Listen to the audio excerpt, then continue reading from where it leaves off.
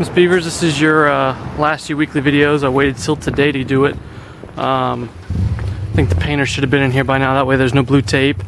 You get to see everything. I went and bought a bigger memory card because the one I had when I purchased the camera, with the camera was too big for the camera, wouldn't recognize the card. And then the leftover one I had was too small and let me take 14-minute videos, so went out and bought a new memory card so we could get make sure I get all the information I want to say in this video. I'm going to do basically a video that goes over everything that we've gone over before previously and a final synopsis. As you walk in the front door, first switch here is for your light on your front porch, which, let me see if you can see it this way. Yes, you can. Just flip the switch, turns off, and then the second switch here is for the light in the foyer, which is right there. As you walk in, there's going to be several switches that actually are for use of the ceiling fan in your family room. The only place that you'll actually be able to turn on and off the ceiling fan blades are going to be located right there, but you'll actually be able to turn off the light in several locations, turn on and off the light. Here's one of them. You've also got one over there going into that back bedroom. And then of course you can also control the light over there. You can control the light to the ceiling fan and the blades to the ceiling fan over there. And that's, you know, for when you're in the living room, if you're sitting down watching TV and you're ready to go to bed, you want to keep the fan blades on, you don't have to worry about going all the way over here to turn off the light. Turn one as you go to the master suite. Someone going to the back bedroom can turn one off there, and then of course if you're going back here to check on the kids, you can turn it off going that way as well. I'm going to go in a clockwise motion of the home. As we look to your left, this is where your den study, I believe this is what you're going to make your office. You've got your switch for the light located here on the left. Normally they don't do this, but they do it in every bedroom, just not in an office setting. The secondary switch here would be for a ceiling fan if you decide to install a ceiling fan. It's already braced and wired for a ceiling fan. That's what that second switch would be for, so it's really easy installation. As we look around the room itself, sorry. Told you that's a word I have a problem pronouncing. You've got an electrical outlet here. One located over here, one here with your electrical and then a cable next to it, and then another electrical here and here. I'm going to go over some of the window. Like I said, I'm going to go over pretty much everything that I went over in the previous videos, which would be construction quality and different construction materials we do, as well as a different type of quality installation we do of certain construction pieces. We do a four-way seal on the window. If you remember going back through the videos, there is what's considered a dowel wrap, which is like a white wrap that's around the entire house. That's to separate the wood. That's the wrap that separates the wood and the brick from each other, because there is an air gap between the two of them. And because of that air gap, you can get a condensation buildup because of the differences in temperature outside and inside. And that condensation buildup will run down what's called the dowel wrap to the weep holes on the outside of your brick, and we'll go over the outside part in a little bit. But to get back to the installation of the windows, there is a four-way seal, and the first step is that dowel wrap. It's actually wrapped around the inside of the window, so it comes around and comes to the inside here. And then we also have a black wrap that wraps around that as well, and that's part of that. Also another that's also used in the weep hole. That comes around the inside as well. Then they put the window in location, and we use like a tar aluminum foil tape around the outside of the window once it's installed. And then once they put the brick on the home, because at this point the brick's not on the home yet, they go back and they put a caulk sealant around the window. So there's a four-way seal on the window. We're the only builder I know that does that.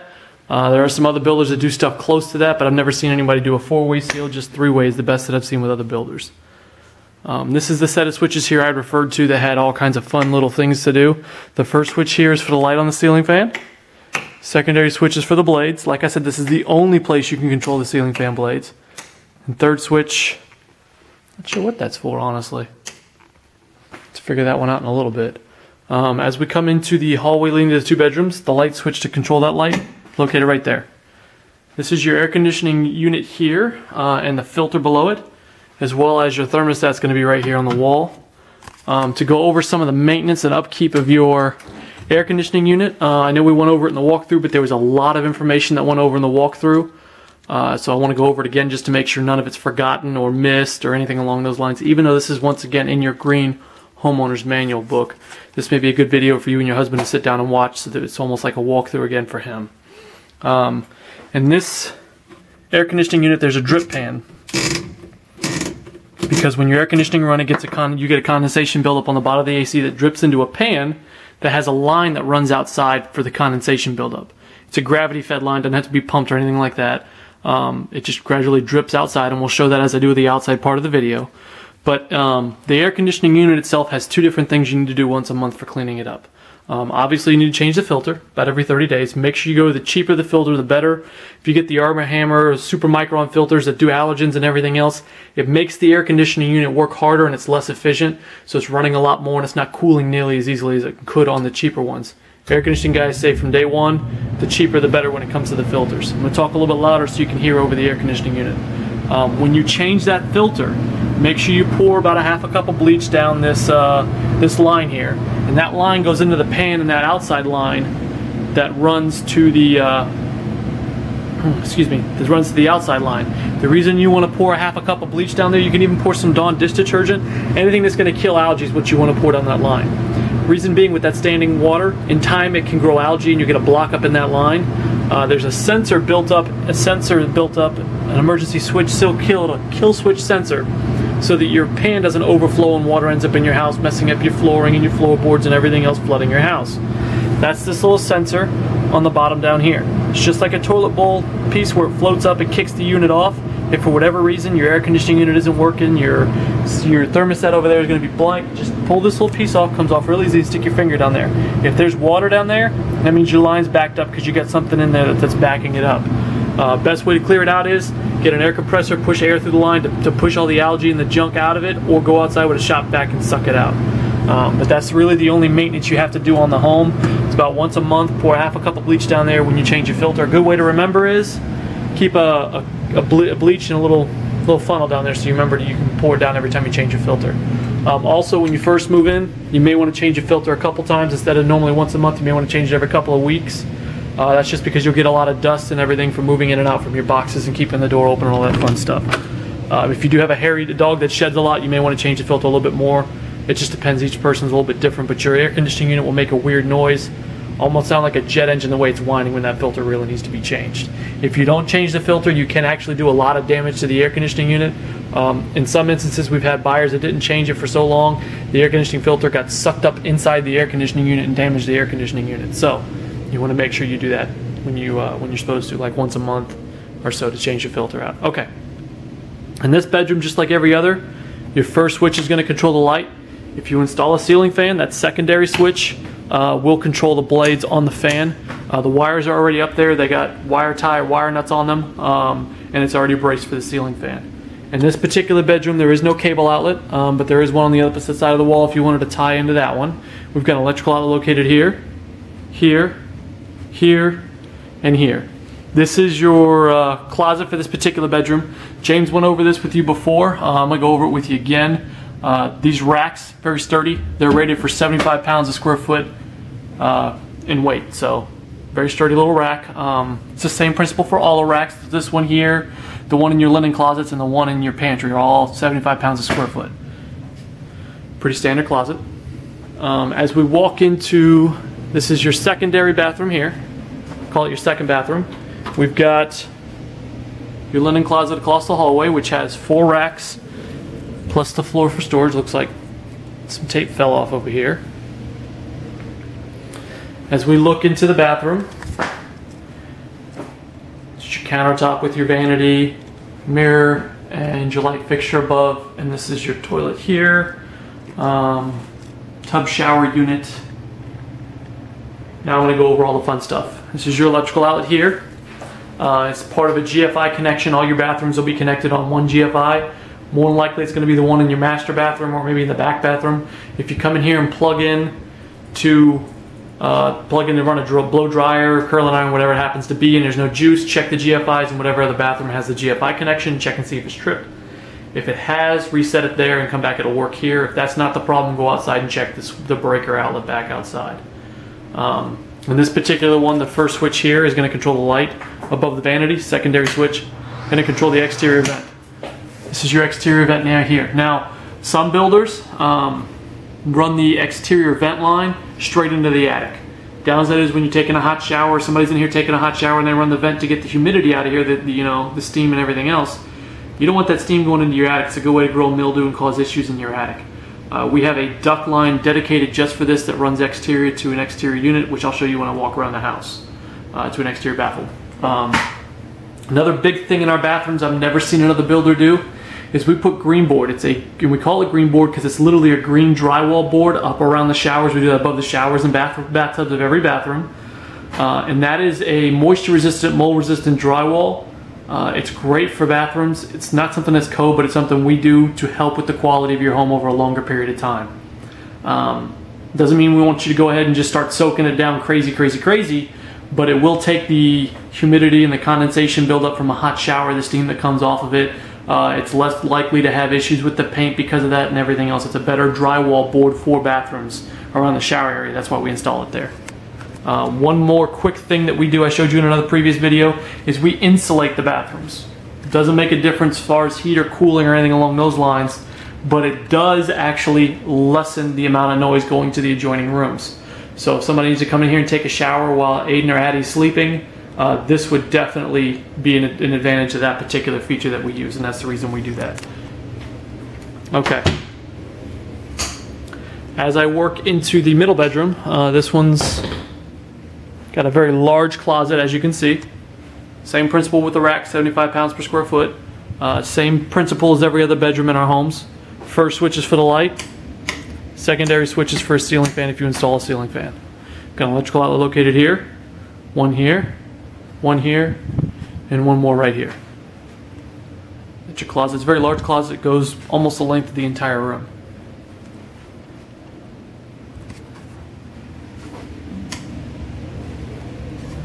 This is a view of your family room and kitchen from the front two bedrooms. I'm going to work my way into the back bedroom. Okay, in this back bedroom, I didn't show you this in the other rooms, but there's a carbon monoxide detector here as well as another one in the entrance to the hallway. It ties into all the other carbon monoxide detectors and smoke detectors. Every bedroom will have a smoke detector here, right inside the door.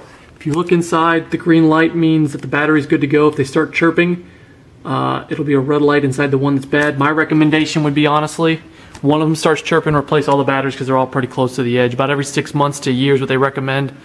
I've heard some people say 6 months. I've heard some people say a year. It's up to you. I would probably just wait till the first one chirps and then replace the batteries in all of them. That's probably the easiest way, just to make sure there's no issues. Getting back to the smoke detector, carbon monoxide detector, they're all wired together. The advantage of that is if one of them goes off, every single one of them goes off. So if you got a carbon monoxide detector going off in this particular entrance going into this bedroom, your smoke detector in your master bedroom is going to go off, and it's going to speak to you. It's going to say carbon monoxide detector going, carbon monoxide. It's going to say low battery, whatever it happens to be. It's going to let you know what's going on. The downside is when you got a low battery, if it's 3 o'clock in the morning, one of them goes off, they're all going off, so it's waking you up at 3 o'clock in the morning. Okay, as we go into this back bedroom, your light switch is located here on the left. First switch is for the light, second one will be for a ceiling fan if you install a ceiling fan. We've got an electrical outlet located right here with a cable outlet next to it. Another electrical, one more here next to the window, one here, and I'm not sure if there's one behind the door. There is, right there. There's one about every 6 feet in every room. That's pretty much about what we do. This particular closet's a very large closet as well. Runs the entire length of this wall here. It's a very large storage closet here. Once again, the rack's 75 pounds per square foot in weight that it can handle. This is the one that has the third bathroom, which is for the exterior door. In this particular bathroom, you've got an overly large vanity compared to the one that the front two bedrooms share. Your first switch here is going to control the light. Second switch is supposed to control your vent, but it's not working. Let's check into that. Oh, no, they put a secondary switch over here for the vent. I don't know what that second switch is for. That's your switch for your vent here. Once again, that vent runs outside instead of running directly in the attic. This is where your toilet's located, and we've got your shower unit here. Once again, above the shower, they've got the green drywall board, which is designed to handle the humidity and condensation buildups. This is your look over your rear covered porch from this bathroom. It's got 2 locks, deadbolt plus normal door lock. Okay. So we work our way back. This is your view to the family room from this back bedroom. Still got some paint in here from the paint. It doesn't look like they're quite finished yet. This is your view of your back covered porch in your backyard. This is your breakfast area, your bay windows that look out into your back cover porch and backyard. This is your pantry here. It's again pantry, just like every other shelving unit, 75 pounds per square foot. I'm going to come back and go over your lights here for you. I'm going to go back to this light here. This switch here should control your light for the family room on the ceiling fan, correct. And then this set of switches here will control the ceiling fan on your back cover porch. First switch is for the ceiling fan blade, second one's for the light. This is the first switch, this is the second switch. It just depends on which one you call which switch. This one's the lights, this one's the ceiling fan blades. Okay, as we come to this set of switches, this one should control your breakfast area, which it does. Oh, no, that's the light over the island. Secondary one controls the breakfast area. They have them a little backwards in most homes, but it doesn't really make a difference, honestly. It's just your own preference. As we look around, these are your espresso cabinets, staggered cabinets above the microwave with crown molding. Your upgraded appliances, which we've got your upgraded range and microwave, as well as your upgraded dishwasher where the buttons to turn it on are all located here on the top. This is your sink with your gooseneck pull-out faucet head. Your pendant hanging lights over the bar. You've got a couple switches here. First one should be for the lights. Second one's for the garbage disposal. Sometimes they mix them up, makes it really difficult for me. Sounds really kind of funny when I look like an idiot pushing the wrong button, but hey, it happens. We are talking about me. Okay, this is your island in your kitchen. The advantage to your island is it has an electrical plug. Some people prefer stationary, but the problem, or prefer movable islands, but the downside to the movable island is you cannot have electrical on it. We think it's a lot better to have the electrical island on it. It gives you a bigger work area. Your granite countertops. Don't forget when we talked about before, make sure you seal your granite countertops. They recommend about every 6 months. I'd probably do it about every 4 just to make sure. The thing about granite that most people don't realize, granite is a porous rock. You can already see the water starting to soak into the granite in this section right there in the circle. That's not just the water sitting on top of it, that's the water soaking into the granite. The same thing will happen if Aiden or Addie spill some grape Kool-Aid or cherry Kool-Aid onto the countertop. It'll soak in and it will stain the granite. The advantage to water, if you do that, water will evaporate, it won't stain the granite. To seal it, you can go to Lowe's and buy a sealer. Not very expensive, I think it's like 20-30 bucks to buy a cleaner, polisher, and sealer kit all in one. And it goes on just like a car wax. You wipe it on, let it dry, and wipe off the dried up wax. So that would be the advantage of sealing it. That's the one downside to granite, is that it's an absorbent rock. The huge advantage to granite is you can take a pot straight off the stove and stick it on the granite and it will not burn it. It takes heat like you wouldn't believe. So you don't have anything to worry about with as far as burning the granite, but you do have to seal it or it will soak in that water just like you see there. Let's see. I think that's pretty much about it here in the kitchen. Oh, you do have another GFI here in the kitchen. If you go to plug something in and it's not working, you've got a GFI located here, which we talked about before. If this plug is red, that means it's been tripped and you need to push this reset button back in for all the electrical outlets to start working. Same principle over here. Check this outlet if your stuff in your kitchen isn't working. If so, push it in. 2 switches here. First one controls the light over the island. Second one controls your under cabinet lighting here. Now the under cabinet lighting I'm going to turn off so I can go underneath and show you what it is and what I'm talking about. Each particular one can be controlled. So this switch over here, you can turn it off or you can dim the light compared to the other ones. I don't know if you can see the difference in quality. Low, high. So you can control each independent one, have some dimmer or some off compared to whichever you want to do, but this switch here does control all your under cabinet lightings for the entire kitchen, which would be this wraparound side here. Really like that feature. We're going to go down this way and we'll come back to the dining room. We may have to start running through this stuff pretty quick. I've only got 10 minutes left on this memory card and I bought it because it had a higher memory capacity. Okay, this is a switch here, controls the light in the hallway here. You've got a linen closet with 4 racks plus the floor for storage. As we come back to the master suite, you've got 2 switches just like every other bedroom. First switch controls the light in the master suite. Second switch will control the ceiling fan blade if you install a ceiling fan. You've got an electrical outlet, cable, electrical phone, another electrical that was hiding behind the ladder there, electrical, and electrical.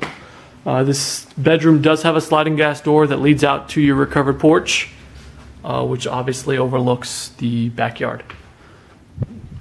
5 1/4 crown molding throughout the tray ceiling. like we talked about previously. You're going to have a color list inside your color selection sheet, inside your closing package that'll have a list of all your colors. But if you have any questions or any problems with that, give me a call. I can look it up for you. First switch here in the bathroom controls the main lights above your double vanity.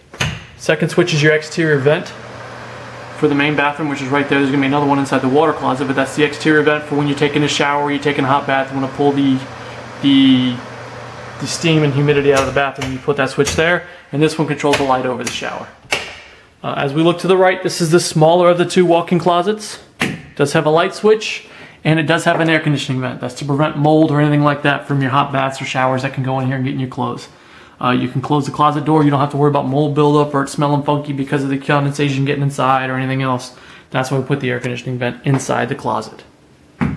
Once again, I've never seen another builder do that. I haven't really paid attention too much. I've heard of a couple people complain about that being an issue with some other builders. So I do know there are a few other builders that do not do that as a standard. We do. This is the secondary one's a little bit larger, not by much, maybe a foot by the most. This is a switch here for the light. Same principle here with the shelving, 75 pounds per square foot. You've got your soaker tub. Some people call it garden tub. Sorry, your garden tub. This is your garden tub, heart-shaped tub, whichever you prefer to call. Just like the showers in the other room, you're going to have green board up around the top of the tub here, because when you turn it on, you can get splashing. If you turn it on too high, the kids come in, flip the nozzle and turn it on, it can splash up on the back of the wall. Once again, that green board's to help keep the quality of your home for a longer period of time, and you will have it above your shower here again as well. That is specific water can light. It's not just a normal cam light. Some builders don't do that, but you are supposed to put a specific wet area. It's considered what's called a wet area can light, specifically designed for wet areas. Double vanity with granite countertops. Make sure you seal this one, because if you do go to dye your hair, you can, if you get any dye on it, mess up the countertops itself. Light fixtures above your vanity and your mirrors. It's your mirror there. This is your GFI for all your bathrooms right here. As you can see, it's already been tripped, so the light's red. So push that in, and all the switches will work. Power rack. This is your water closet. Closes off completely from the rest of the home. First switch is to control the light. Exterior vent. That's the vent for this particular room. Goes straight outside with ducting once again to the baffles outside. And you've got a frosted window in here. I'm going to get moving a little bit faster so I can walk around the outside and go over that stuff, because I've only got 6.5 minutes left of memory on this card. Okay. It's your laundry room. Pretty basic, got tile in it. Same principle with this rack, 75 pounds a square foot per pressure. We've got your dryer exterior vent, which goes to the roof. We've got your electrical plug-in for the dryer. Cold water and hot water hookups for the washing machine, as well as your electrical plug-in. This switch here, as well as that switch over there, controls the light in this one. So if you're going out the garage or coming in from the garage, you can use that switch. And then you also do have a linen closet here in the garage. All right, as I step out into the garage, I'm gonna go over some of this here with you. This is your wire if you decide to install a garage door opener, as well as there's wire hanging up there and wires for your sensors on either side here. You've got a couple set of switches here. This one here controls the light in the garage. This one controls the light up in your attic. We're the only builder I know that does this once again, where you don't have to climb up in the attic and flip a switch or pull a cord. Turn it on right here before you ever get in the attic. And this light here, that light switch controls your lanterns on the outside of either side of the garage. So when you come in, if you want to turn them off after you come home at night, right there turns them off. It turns off your attic. 2 outlets here. I'm not sure which one does your garage door opener. I'll have to check with the builder and find out on that one. This is your water heater here, but we'll make sure I have that marked for you when we come back for the walkthrough. I'll make sure they pull up the blueprints and have that ready for you. Even if we just write in pencil above it, freezer outlet or whatever, because one of these two is going to be your dedicated freezer outlet. An electrical outlet located here. This is your ground. If you have an electrician that ever needs to come out and do any work, needs to know where your ground is for the home, that's the ground right there. And you've got another electrical outlet right here, GFI. This particular GFI is for all the outlets in the garage and the exterior of the home. So if you go to use plug into the garage, plug in an outlet and breaker trips, check there. We're checking here for your breakers. This is all your breaker box here. You do have additional connections if you guys decide you want to add some stuff onto the house and you want to have some electrical work done. They have plenty of space to add more. All labeled pretty easily as far as that goes. Okay. We'll do the dining room and run outside because I got 4.5 memory left on this card before it dies on me. Okay. As we go here, formal dining room you guys converted, you're going to use it for a playroom. Pretty basic. Your light switch is located here. for your chandelier unit. We've got electrical outlet here, here, here, here, here, with a phone and a cable outlet and a phone outlet, electrical outlet located next to it. Sorry, I'm trying to run through this because I've only got 4 minutes left. I need to get to the outside and go over the AC unit for you here. Okay, I'm gonna go over the weep hole as I walk to the air conditioning unit. The weep hole you're gonna see about every 4 or 5 bricks. There's a gap where there's no mortar in there. It's supposed to be that way. That's to allow if you get any condensation buildup on that dowel wrap, that plastic white wrap over your oriented strand board, to cover that. The water will come down and feed out through a line that's sitting over that weep hole. Your air conditioning unit. As you can see, this is that drip line I talked about outside. It's got water on it. You want to make sure it's pointed up, not down. If it's pointed up, it won't allow bugs, ants, wasps, anything to crawl inside and make a nest and clog it up. Gravity will feed it and make it drip out over time. When it starts running again, it'll start filling back up and dripping, but you want to make sure it's pointed up at all times, and you want to pour about half a cup of bleach on that line. If anybody needs to come out and do work on your air conditioning unit, this is your kill switch here for the outside of the unit, as well as an electrical plug-in for them to do work. There is also a kill switch for the inside unit on the inside. This is that exterior vent line I was telling you about in the baffle here in your soffits, to allow the air to be pushed out but nothing to crawl in to go inside the house for your bathrooms. Every one of your bathrooms has one of those on the outside for that exterior vent. One other thing I want to go over with you is your trusses and different stuff like that. I know I've done it in previous videos, but I got a little bit of time left on the memory card. In your trusses, we do something other builders don't do. We use engineered trusses, which some builders do or don't do. Some use hand stick built trusses, which take longer to build, number one, and it wastes more material, so they have to charge more for that. We use engineered trusses, so it's more precise with the amount of wood that's supposed to be used. There's no waste. So that's why we use engineered trusses. And then with the engineered trusses, we use number one or better, which is the best kind of wood you can use out of southern yellow pine on the top of the trusses, which is a very strong wood. We use a different wood on the 2x4s and for the studs on the wall. We use a spruce pine. The reason we use a spruce pine in the studs instead of on the roof, spruce pine doesn't warp nearly as easily as southern yellow pine will, which is great for walls, because if you start getting warping, your drywall will bow out and your walls will look uneven and funny. It doesn't make a difference on the roof line itself. It doesn't matter if it bows or not. It's not going to affect it whatsoever as far as the structural integrity, and it's not going to make it look any different on the roof line because they have oriented strand board stacked on top of it. This is your exterior kill switch. Make sure you do not lock this. If you ever have a fire in your home and the fire department needs to get in here to kill power to your house and you got a lock on it, you got a big problem on your hands. This is the main kill switch for the house. This is your only switch to cut off the heater and the AC unit all at once, and this is the only place you can kill power on your range. If you turn the self-cleaning oven part on your range and you want to turn it off, this is the only place to do it. So you need to make sure you come out here to do it. This is your your cable and phone connections for the cable company when they come out. I got 52 seconds left. I'll back up and show you the exterior view of the home. I think we pretty much went over anything. If you have any questions, please do not hesitate at any point to email or call me at any time. And I'll load this up for you guys tonight. I hope you enjoy the rest of the evening.